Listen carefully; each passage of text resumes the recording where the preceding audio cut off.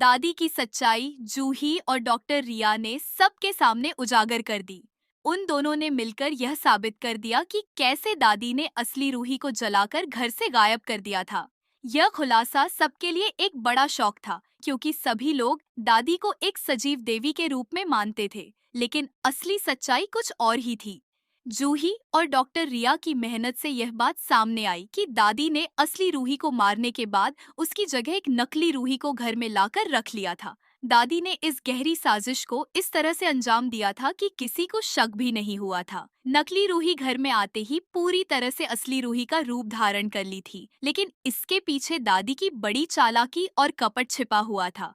जूही और डॉक्टर रिया ने एक एक करके इस साजिश का खुलासा किया। उन्होंने कई सुरागों का पता लगाया और दादी के खिलाफ ठोस सबूत इकट्ठा किए। अब दादी और नकली रूही के लिए मुश्किलें बढ़ने वाली थीं। यह सच सबके सामने आ गया था कि दादी ने अपनी स्वार्थी इच्छाओं के लिए अपनी ही पोती को मार दिया था।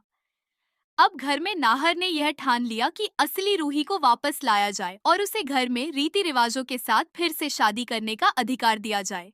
नाहर ने साफ तौर पर कहा कि दादी को इसके लिए कड़ी सजा मिलनी चाहिए और नकली रूही को जेल भेज दिया जाएगा। इस वक्त हर किसी को यह महसूस हुआ कि दादी ने जो किया वह न केवल निंदनीय था, बल्कि परिवार की साख को भी धूमिल कर दिया था। नकली रूही के लिए यह अब एक मुश्किल घड़ी थी। उसे अब अपनी गलतियों का खामियाजा भुगतना होगा। नाहर ने संकल्प लिया कि वह किसी भी कीमत पर असली रूही को वापस लाकर उसे उसके हक का सम्मान दिलाएगा। दादी और नकली रूही के खिलाफ कड़ी कार्रवाई शुरू की गई और जल्द ही वह दोनों सजा के भागी होंगे। इस पूरी घटना ने यह साबित कर दिया कि परिवार के भीतर छिपी सच्चाई हमेशा एक न एक दिन बाहर आ ही जाती है, और जब यह सच्चाई बाहर आती है तो उसकी कीमत बहुत बड़ी होती है।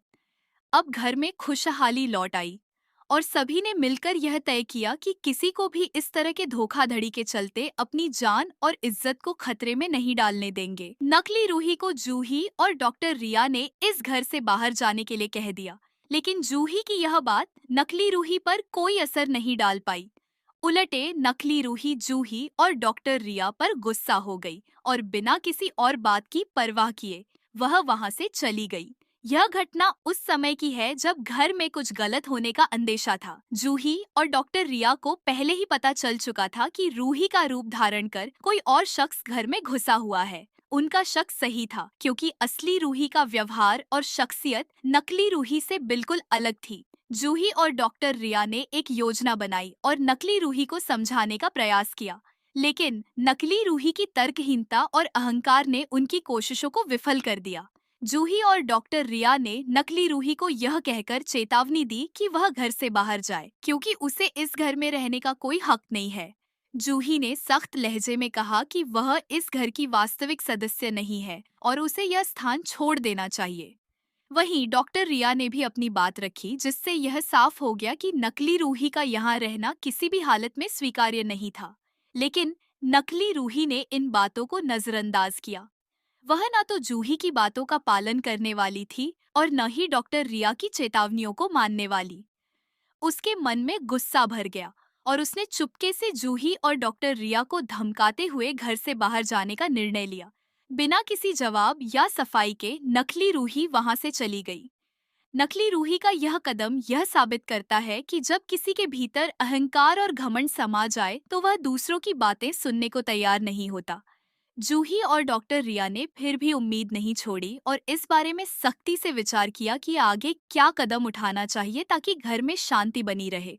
इस घटना से यह भी स्पष्ट हुआ कि किसी की असली पहचान और उसकी नीयत को जानने के लिए हमें उस व्यक्ति के व्यवहार पर ध्यान देना चाहिए। जूही और डॉक्टर रिया ने सच्चाई का सामना किया और अंततः नकली रूही को घर से बाहर करने में सफल रहे, भले ही उस समय उसे कोई असर नहीं पड़ा।